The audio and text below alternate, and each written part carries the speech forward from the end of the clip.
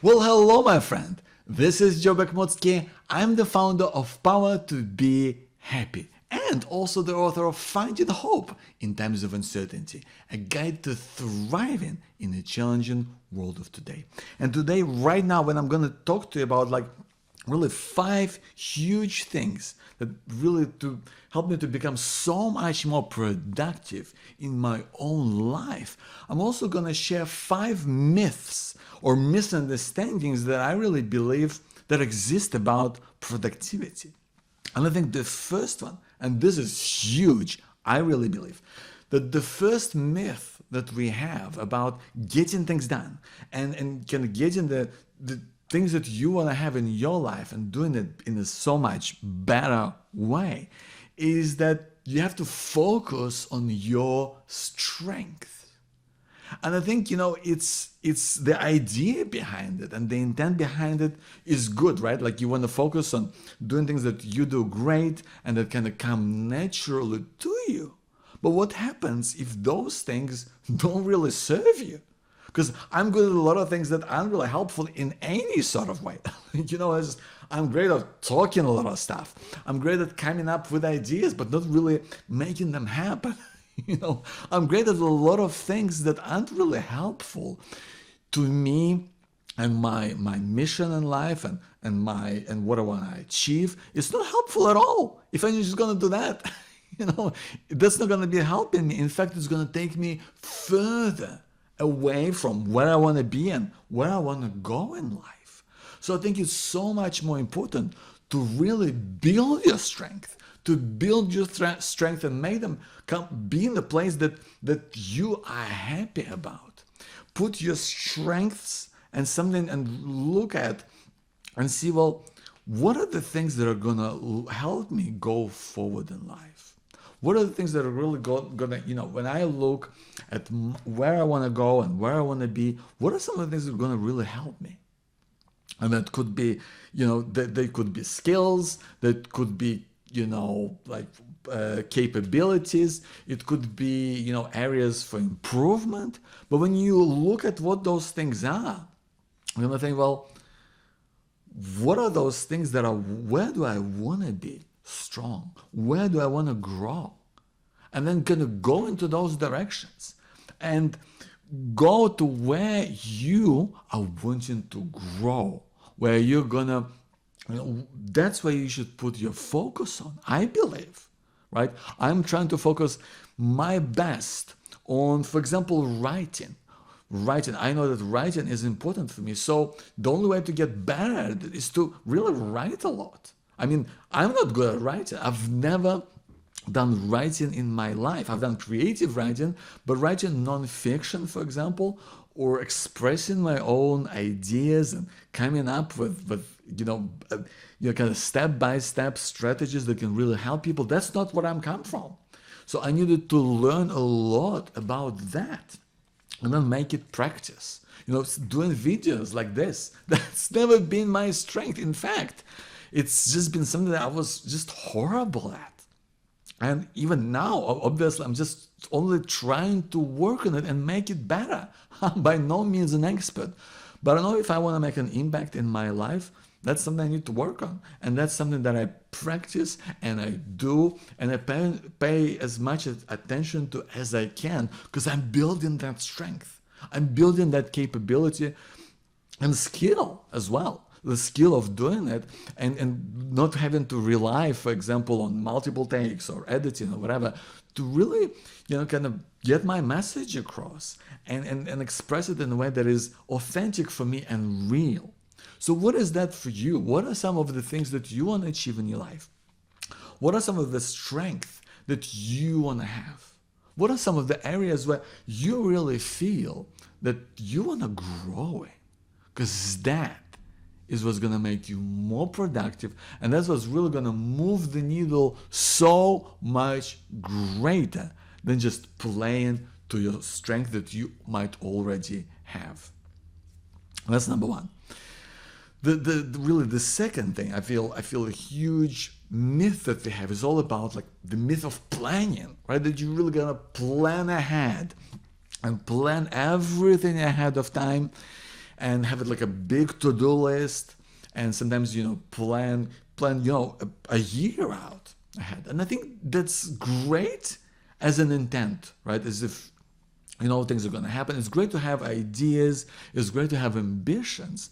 But sometimes, things change. We know that, right? You kind of start doing something and then you realize that maybe you need to kind of learn something along the way. Maybe something comes up and something that really throws you off and you're going to have to come back to it.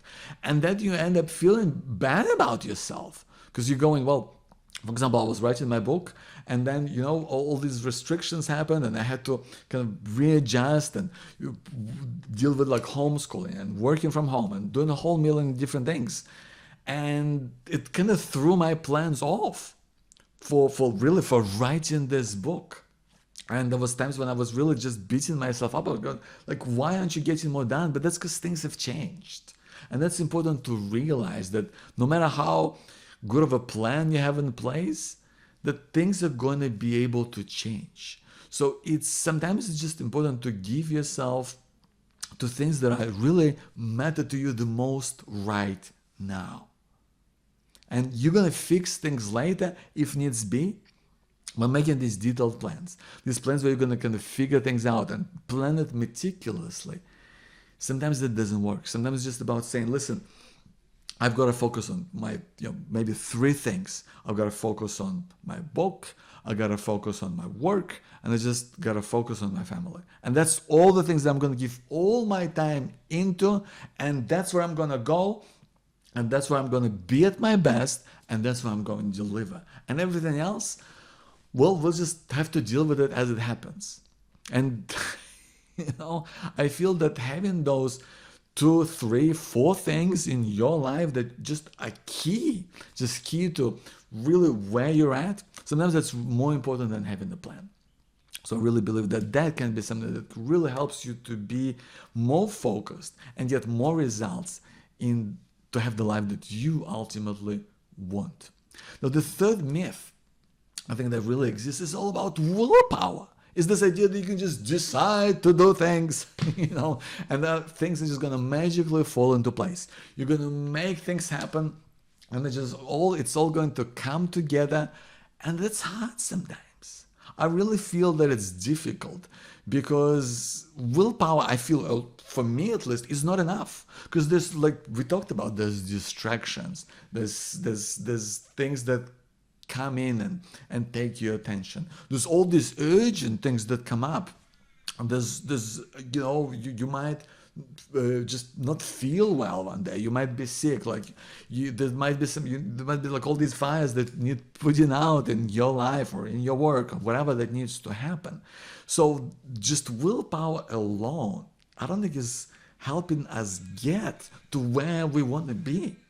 I think what is helpful is having rituals in place to help you do the things that you need to do. And when I say rituals, it's things that you want to make a habit, but that are really important to you. Rituals about, like, for example, doing, like, for me, for example, that's doing exercise every second day. It's the first thing I do when I get up. I do it, and I know it really puts me in a great shape physically, right? I then have, the breakfast. I always make the same thing for breakfast. I have an omelette. I have a cup of coffee. I then write what I'm going to do for the day. I write in my diary. I talk about what I've accomplished the day before. I talk about one thing I want to achieve today. All those things that really set me up to have the best day that I can have. And I kind of do it without thinking. That's why I call it ritual, right? Ritual because it's important to me, because I've done it intentionally, but it's also something I don't have to think about. And the more things that you can do in your life that you don't really think about, that you just kind of do on autopilot, the more it frees you up in other areas. And the more it helps you to deal with things that you didn't expect.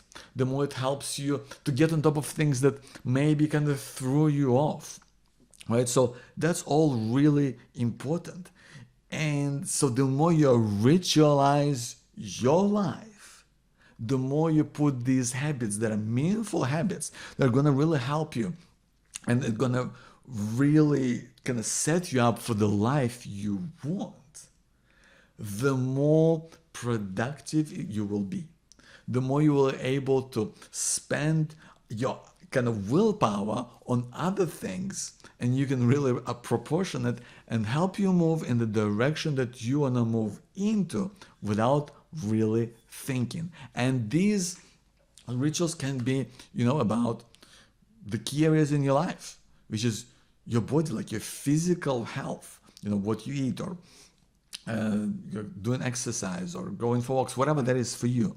It could be like kind of your mental exercises, something that really helps you, whether that's yoga, whether that's, keeping a journal, whatever that is for you, that helps you to move and deal with stress and worries and concerns and kind of put your thoughts in order, right?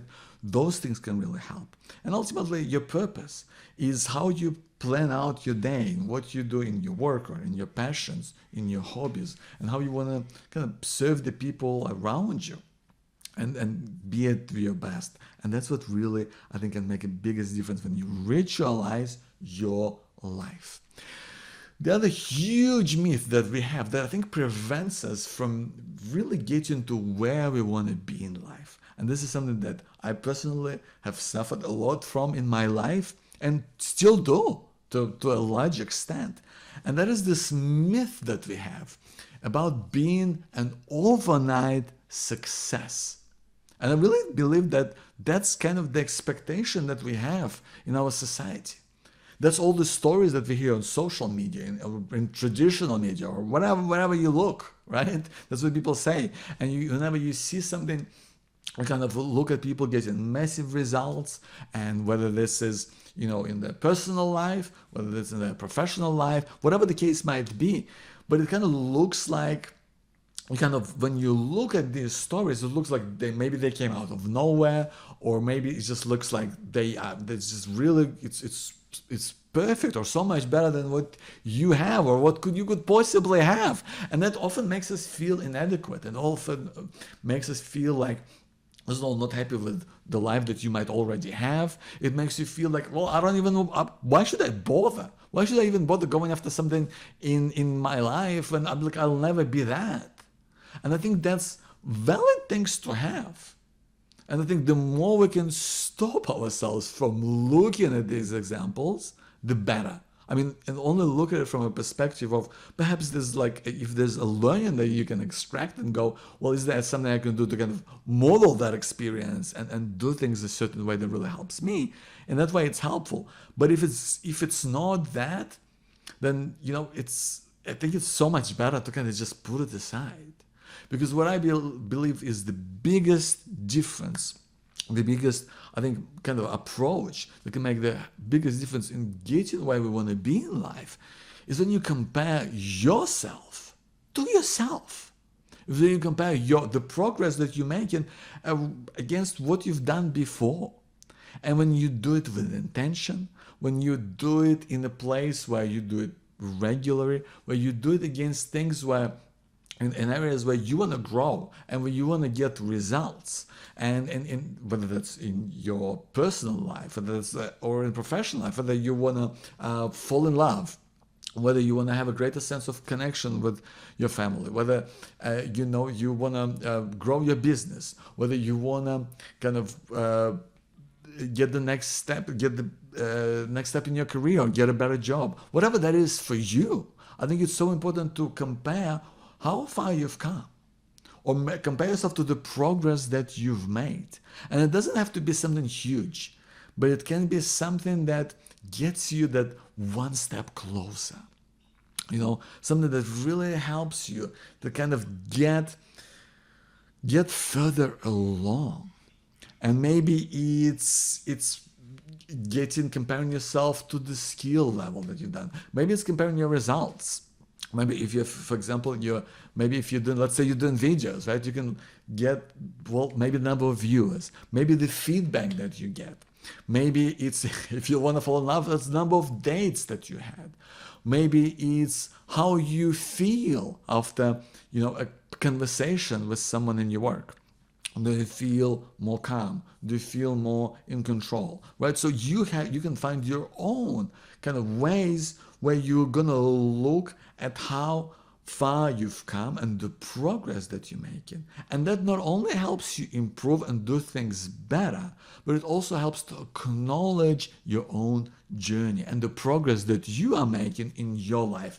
And this means that you're going to be successful and more productive on your terms, not by somebody else's judgment or somebody's idea of how things should be, but what is relevant to you and what is relevant to your life right now.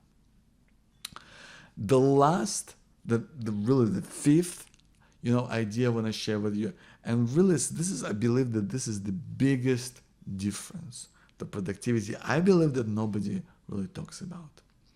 And that is our ability to resolve conflict, with people around us, with your family, with your friends, with your partner, with people that you work with.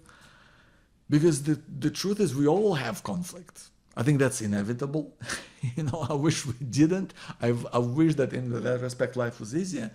But that's how it is sometimes. That's just, I think, a real way of looking at life. And what I find is having these conflicts sometimes that just takes you away from what you really want to do and from really being able to be more productive, because you can't stop thinking about it. You don't know how to deal with it. It just makes you more distracted. It takes away your energy. It takes away your focus. And I think that is the number one killer of productivity and in anything that you do.